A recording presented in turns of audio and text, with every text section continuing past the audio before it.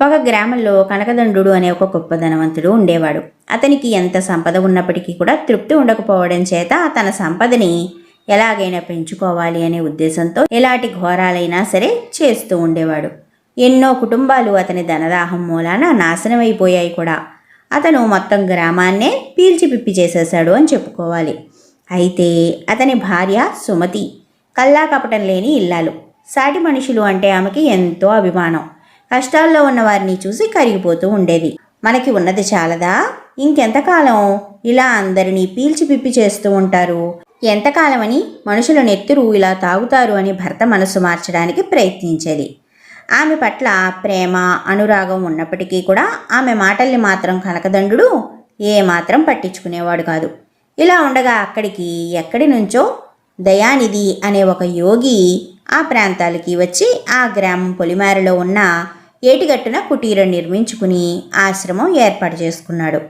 ఆ ఆశ్రమంలో ఆయన అనేక పళ్ళ చెట్లు నాటించాడు. వాటిలో ఒక మామిడి చెట్టు తొలి కాపు కాసింది. ఆ చెట్టు పళ్ళని గురించి జనం విడ్డూరంగా చెప్పుకోసాగారు.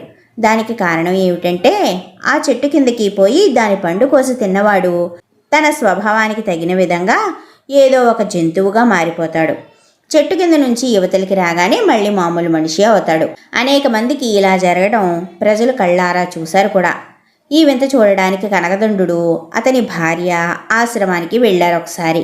అక్కడ జనం గుమిగూడి వేడుక చూస్తూ ఉన్నారు. అందరూ చూస్తూ ఉండగానే ఒక వయస్సు మళ్ళిన వీరయోధుడు, ఒకప్పుడు సైనికుడుగా అనేక యుద్ధాల్లో పాల్గొన్నవాడు కూడా, అలాంటివాడు ఆ చెట్టు కిందకి వెళ్ళి పండు తిని పెద్ద పులిగా మారి గాండ్రుమంటూ జనం మీదికి దూకి వెంటనే మామూలు మనిషిగా మారిపోయాడు. అదేవిధంగా గ్రామానికి చెందిన వీధి బడిపంతులో ఒక ఆయన ఆ చెట్టు కిందకి వెళ్ళి పండు తిని గంగిగోవుగా మారి మళ్ళీ బయటికి రాగానే మామూలు మనిషిగా అయిపోయాడు.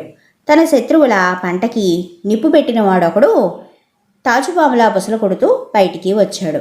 కనకదండు సేవకుడు ఒకడు కుక్కగా మారి భౌభౌమని అరుస్తూ అక్కడి నుంచి బయటకు వచ్చాడు.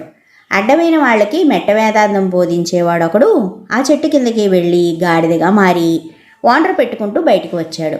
ఇలా అనేక మందికి జరిగిన మీదట గ్రామస్తులలో చాలామందికి తమ నిజస్వరూపం ఏమిటో తెలుసుకోవాలని ఆశగా ఉన్నప్పటికీ నలుగురిలో తమ నిజస్వరూపం బయటపడిపోతుందని, అందరికీ చులకన అయిపోతామని ఆ పండు తినడానికి అందరూ భయపడ్డారు. వారిలాగే కనకదండుడికి కూడా తన నిజస్వరూపం ఏమిటో తెలుసుకోవాలనే ఉబలాటం కలిగింది. అయితే తనలాంటి వాడు పేరు పలుకుబడి ఉన్నవాడు పందిగానో గాడిదగానో మారితే నలుగురిలో చులకన అయిపోక తప్పదు కదా. అంచేత అతను రహస్యంగా పండు తినాలి అనుకున్నాడు. ఆ రోజు అర్ధరాత్రి అతను సుమతిని వెంటబెట్టుకుని ఎవ్వరూ చూడకుండా ఆశ్రమం చేరుకున్నాడు. ఇద్దరూ కలిసి మామిడి చెట్టు కిందకి వెళ్ళి చెరొక పండు కోసి తిన్నారు. సుమతిలో ఎటువంటి మార్పు రాలేదు. ఆమె ఎప్పటిలాగే మానుష రూపంలోనే ఉంది, మనిషిగానే కనబడింది. అయితే కనకదండు మాత్రం బ్రహ్మరాక్షసిగా మారిపోయి నరవాసన నరవాసన ఆకలి ఆకలి అంటూ అరుస్తూ సుమతిని పట్టుకోబోయాడు. ఆమె భయపడి అతనికి అందకుండా ఎలాగో తప్పించుకుని ప్రాణాలతో గ్రామం కేసి పరుగు తీసింది. ఆమె వెంటబడిన కనకదండు యథారూపం పొంది భార్యని ఆగమని కేకలు పెట్టినా కూడా ఆమె వినిపించుకోలేదు. తర్వాత సుమతి తన భర్తతో కాపురం కూడా చెయ్య నిరాకరించింది. అయితే కనకదండు ఆశ్రమానికి వెళ్ళి దయానిధిని బతిమాలి వెంటబెట్టుకుని వచ్చాడు.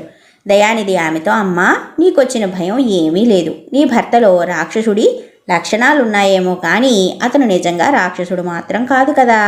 ఆ చెట్టు కింద పండు తిన్నప్పుడే అతనికి రాక్షసుడి ఆకారం వచ్చింది. ఆ చెట్టు కొట్టించేశాను. ఇక నీ భర్త ఏనాటికి కూడా రాక్షస రూపాన్ని పొందే ప్రమాదం లేదు. నువ్వు ఇక నీ భర్తతో హాయిగా కాపురం చేయొచ్చు అని చెప్పి తర్వాత కనకదండుడితో, నాయనా, అన్ని ప్రాణులలోకి ఉత్తముడు మనిషి. మనిషిగా పుట్టినవాడు మనిషిగా బ్రతకాలి. అలాంటప్పుడు నువ్వు నరభక్షకుడిలాగా బ్రతుకుతున్నావు అంటే ఎంత సిగ్గుచేటు అన్నాడు. కనకదండు సిగ్గుపడనే పడ్డాడు. ఆ తర్వాత అతను తనకి పట్టిన కళంకం పోగొట్టుకోవడానికి గాను భార్య మాట వింటూ అందరికీ సహాయపడవచ్చాడు. ఇలా తన జీవితాన్ని పూర్తిగా మార్చుకున్నాడు. కథ కంచికి మనం ఇంటికి చిన్న కథ. చాలా బాగుంది కదా. ఈ కథ నాతో పాటు మీ అందరికీ కూడా నచ్చింది అనుకుంటూ ఉన్నాను. కొత్తగా మీ ముందుకి వస్తున్న మా ఛానల్కి మీ సపోర్ట్ చాలా ఇంపార్టెంట్. ప్లీజ్ మర్చిపోకుండా మా ఉమా చందమామ కథల ఛానల్ని సబ్స్క్రైబ్ చేసుకుని పక్కనే ఉన్న బెల్ ఐకాన్ యాక్టివేట్ చేసుకోండి. దానితో పాటే మా కథని లైక్ చేసి షేర్ చేసి కామెంట్ చేయండి. మనం తిరిగి మరొక మంచి చందమామ కథతో మళ్ళీ కలుసుకుందాం.